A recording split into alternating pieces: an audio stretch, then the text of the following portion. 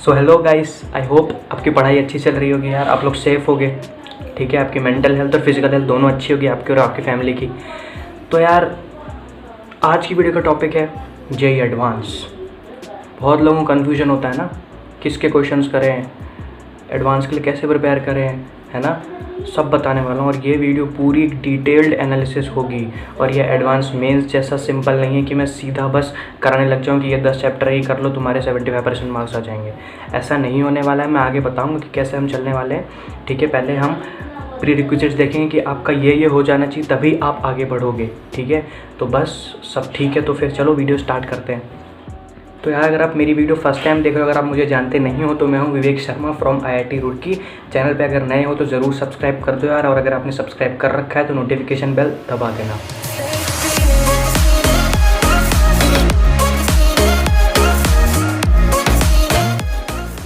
और यार सबसे पहली बात, ये वीडियो 21 और 22 के दोनों के एस्पायरेंट देख सकते हैं। ठीक है, इसमें जनरली हम जनरल चीज़ों में बात कर रहे होंगे। बस जो इंपॉर्टेंट चैप्टर्स मैं बताऊँ, उनके अलावा जो चैप्टर्स हैं वो 22 वालों को करने हैं। 21 वालों को तब तक नहीं करने जब तक वो चैप्टर जो मैंने बताए हैं वो बिल्कुल तगड़े ना हो जाएं। ठीक है यार। तो सबसे पहली बात, एडवांस के क्वेश्चन आपको उन चैप्टर्स के नहीं सॉल्व करने हैं जो आपके मेंस लेवल तक के ढंग से प्रिपेयर ना हो। ये आप ध्यान से समझ लो यार, 1-2 घंटा वेस्ट हो जाएगा, एक क्वेश्चन भी नहीं हो पाएगा, डिमोटिवेशन हो जाएगा। मेंस लेवल पे पहले चैप्टर्स को बहुत अच्छे से स्ट्रॉन्ग करो। फॉर एग्जांपल मैं आपको 10 क्वेश्चंस दूँ मेंस लेवल के उस चैप्टर के, और आपसे 9 हो जाने चाहिए, तब आप मानोगे कि अब इस चैप्टर में मेंस लेवल तक बहुत अच्छा हूँ, अब मैं एडवांस में जाऊँगा। यार एक अब कंसेप्चुअल क्लैरिटी भी होती है एडवांस में। वही चैप्टर से 3 से 4 कॉन्सेप्ट मिल के क्वेश्चन बनने वाला है, और वो अपने आप में टाइम कंज्यूमिंग होगा, ब्रेन स्ट्रॉन्ग करना पड़ेगा, बहुत सोचना पड़ेगा आपको उसमें। तो उस एबिलिटी तक पहुँचने के लिए आपको मेंस लेवल बहुत स्ट्रॉन्ग करना पड़ेगा।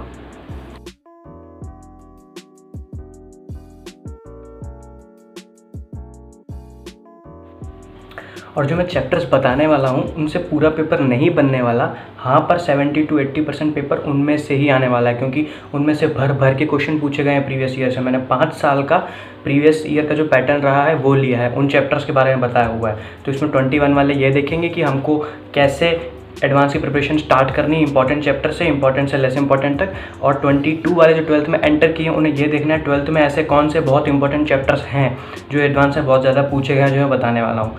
ठीक है, तो इन चैप्टर्स पे आंख बंद करके भरोसा मत कर लेना, ये 80 to 90% एक्यूरेट है और आपका पूरा पेपर इनमें से नहीं बनने वाला।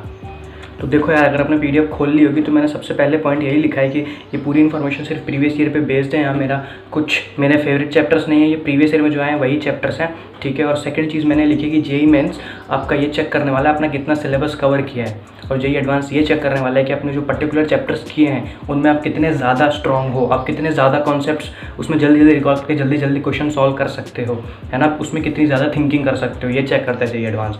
तो ये एक बहुत छोटी सी लाइन है मेंस और एडवांस के बीच में, जो आपको शायद इतने अवेयर नहीं होते लोग कि मेंस और एडवांस में क्या फ़र्क है। वो मेन फ़र्क बस इतना ही है।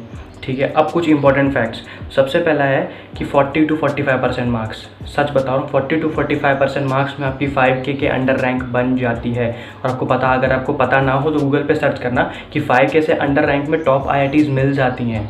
सच बता रहा हूँ, टॉप मतलब IIT बॉम्बे नहीं मिलेगी, उसको छोड़ के मोस्टली IITs मिल जाएगी आपको। ब्रांच भले CS ना मिले, पर एक नॉर्मल कोर ब्रांचेस आपको मिल जाती हैं 5K के अंडर रैंक में, सच बताओ। और अगर पेपर जैसे मेरा 2020 का हार्ड था तो उसमें 50% मार्क्स के पेपर, तो पता है कितनी रैंक में नहीं थी, 1100। मेरा तो हार्ड था, मैं मान के चल रहा हूँ कि एक मॉडरेट पेपर आने वाला है इस बार, उसके लिए बता रहा हूँ 40 to 45%। और अगर पेपर हार्ड बन गए तो 40-45 में तो बहुत अच्छी रैंक बन जाएगी। ठीक है, और थर्ड पॉइंट ये है कि सेकेंड पॉइंट ये है कि वेटेज, यार अब वेटेज की एवरेज है 5 साल का। ठीक है, कभी 60-40 रहता है, कभी 55-45 रहता है ना, कभी 50-50 भी रहता है। ठीक है, तो 12th 11th दोनों ही आते हैं, पर हमेशा मैं इंपॉर्टेंट चैप्टर बताऊंगा ना, उसमें 12th ज़्यादा ही होंगे। अभी हम चैप्टर वाइज जाएंगे तो सब्जेक्ट वाइज जाएंगे तो बताता हूँ मैं। थर्ड पॉइंट है आपका 50 to 60% marks lies on easy to medium questions. अब वो ईजी वाला मेंस का मॉडरेट होगा और मॉडरेट वाला मेंस से थोड़ा ऊपर होगा। एडवांस का ईजी मतलब मेंस का मॉडरेट क्वेश्चन। ठीक है, तो अगर आपकी अच्छी प्रैक्टिस है तो आपसे हो जाएंगे। और अब थर्ड पॉइंट देखो और अब फर्स्ट पॉइंट देखो। फर्स्ट में मैंने क्या कहा था, 40 to 45% मार्क्स चाहिए, और थर्ड में अब मैं कह रहा हूँ कि 60% मार्क्स ईजी और मीडियम कैटेगरी क्वेश्चन में लाई करते हैं। तो अब थोड़ा सा आपको डूएबल पॉसिबल लग रहा होगा एडवांस क्रैक करना, ऐसा इम्पॉसिबल बिल्कुल नहीं है। हाँ, थोड़ा मुश्किल होता है, क्वेश्चन हार्ड होते हैं, तो उसकी प्रैक्टिस कैसे करनी है, कैसे स्ट्रेटजी वाइज जाना है, वो तो मैं बताऊँगा ही। ठीक है, अब देखो यार, फिजिक्स में सबसे हाईएस्ट क्वेश्चन 5 साल में किससे पूछेंगे? Ray optics. रे ऑप्टिक्स का 11th का है? नहीं, वो 12th का चैप्टर है ना। जिन लोगों की 11th वेस्ट होगी, तो उनको यही देखना है कि 12th आप इतना ज़्यादा स्ट्रॉन्ग कर लो कि 11th आपका कुछ बिगाड़ ना पाए। आप समझ रहे हो ना? इस पूरी फिजिक्स की लिस्ट में 11th के 2 से 3 ही चैप्टर हैं, बाकी सारे 12th के हैं। अब देखो रे ऑप्टिक्स, अब इसमें करना कैसे है? देखो, अगर आप किसी कोचिंग से हो तो उसका लेवल 2 एक्सरसाइज मटेरियल होना चाहिए। मतलब एक सेट ऑफ क्वेश्चन करने हैं जिनमें बहुत सारे कॉन्सेप्ट्स इन्वॉल्व हों। सब्जेक्टिव टाइप हो सकते हैं, टाइप सब्जेक्टिव है, मल्टीपल है, बहुत सारे टाइप के हो सकते हैं। कॉन्सेप्ट ज़्यादा इन्वॉल्व हों, ज़्यादा सोचना पड़े आपको, ऐसे सेट ऑफ क्वेश्चंस करना है। तो उसके लिए आप अपनी कोचिंग का लेवल 2 कर सकते हो, है ना। और अगर कुछ भी नहीं है आपके पास तो एक बुक उठा लो यार। बुक्स के बारे में मैं सब्जेक्ट वाइज बताऊंगा। एक बुक उठा लो, उसे फॉलो करो और उसका लेवल 2 करते जाओ। जैसे मैंने फिजिक्स में बता रखी है, अगर HC वर्मा आप पहले से फॉलो करते आ रहे हो, जो 11th से फॉलो कर रहा होगा या फिर जो 12th से कर रहा है फॉलो, तो कंटिन्यू रखना। और अगर कुछ भी बुक नहीं फॉलो की तो DC पांडे उठा लो, और जो चैप्टर्स मैंने इंपॉर्टेंट बताए हैं, ठीक है, उनकी पहले DC पांडे के लेवल 2 कर लो ढंग से, ताकि आपका एक वो 60% पार्ट बिल्कुल स्ट्रॉन्ग हो जाए। तो जैसे सेकंड है मॉडर्न फिजिक्स।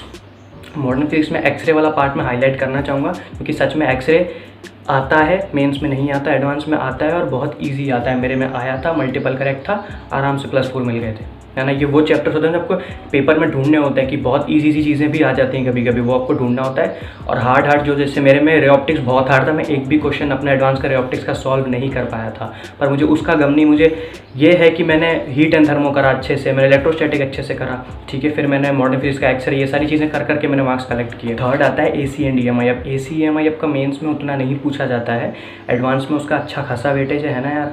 बहुत 15 क्वेश्चन काफ़ी होते हैं, ठीक है, मतलब पर आपके हर ईयर में, मतलब 5 ईयर को जो मैंने लिया है, हर ईयर में कम से कम 2 to 3 क्वेश्चन हैं ही, मतलब उससे ज़्यादा ही है, ठीक है।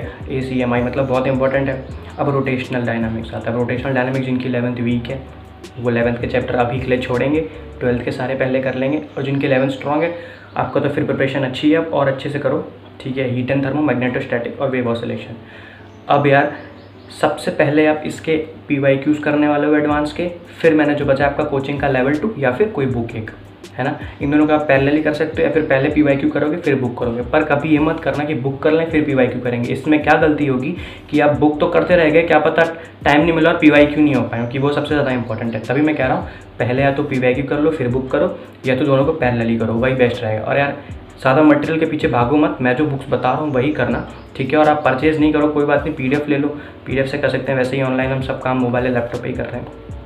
अब सेकंड आता है, अब केमिस्ट्री में देखो यार, सबसे ज़्यादा हाईएस्ट क्वेश्चन है P ब्लॉक से। P ब्लॉक है इनऑर्गेनिक चैप्टर, आपका 11th P block, 12th P block, ये 2 आपने कर लिया तो आप समझ लो आपके 18 क्वेश्चन, मतलब 5/18 हो गया आपका, ऑलमोस्ट 3 to 4 टाइम्स, है ना। तो आप सोच लो कि 3 से 4 क्वेश्चन आपका बन जाएगा, ठीक है। एडवांस में आने वाला है P ब्लॉक से। सेकंड है आपका ऑर्गेनिक का कार्बोक्सिलिक एसिड, उसमें एल्डिहाइड कीटोन भी मैंने लिखा नहीं है, ठीक है, ये आपको करने हैं, ठीक है। और फिर पूरा बताया मैंने कोऑर्डिनेशन कंपाउंड। और ये कोई चैप्टर देखो कितने कम है, 6 to 7 चैप्टर्स ही हैं सिर्फ, और ये इतना ज़्यादा वेटेज है इनका, है ना। और दूसरी बात यार, केमिस्ट्री मैंने पॉइंट भी लिखा है कि केमिस्ट्री थोड़ा सा डाइवर्सिफाई रहता है इसमें। अगर अभी पर्टिकुलर चैप्टर समझ लो, इक्विलिब्रियम मैंने यहाँ नहीं लिखा और उसका 1 या 2 क्वेश्चन रहता है, पर इनके जितने ज़्यादा नहीं रहता, है ना। तो पहले आप ये करोगे, मैं ऐसा नहीं कह रहा हूँ सिर्फ यही करके जाने, पहले इन चैप्टर्स को करोगे फिर दूसरे चैप्टर्स करने, है ना। अब बुक्स में देखो, मैं बुक्स के लिए ना ऑर्गेनिक इनऑर्गेनिक में कोई बुक नहीं दे रहा, क्योंकि आप सबकी बुक्स ही करते रह जाओगे तो प्रिपरेशन, रिवीजन, ठीक है, ये सब कुछ हो ही नहीं पाएगा। तो मैं कह रहा हूँ सिर्फ फिजिकल के लिए एनालिसिस कर लो, ठीक है। और इनऑर्गेनिक और ऑर्गेनिक के लिए बुक्स ना करो, PYQs है, आपका कोचिंग मटेरियल होगा, और रिएक्शन से रिवाइज़ करो जल्दी जल्दी, ठीक है। ज़्यादा से ज़्यादा रिवाइज़ करोगे उतना ज़्यादा बेटर है, ठीक है। अब मैथ्स में देखो कोनिक्स सेक्शन, अब कोनिक्स में आपका सर्कल आ गया, स्ट्रेट लाइन आ गया, आपका पैराबोला आ गया, एलिप्स आ गया, हाइपरबोला आ गया, तभी 29 क्वेश्चन है, और ये 11th का पार्ट है। और मैंने यहाँ लिखा हुआ है कि 29 में से मैक्सिमम क्वेश्चन सर्कल और स्ट्रेट लाइन से हैं।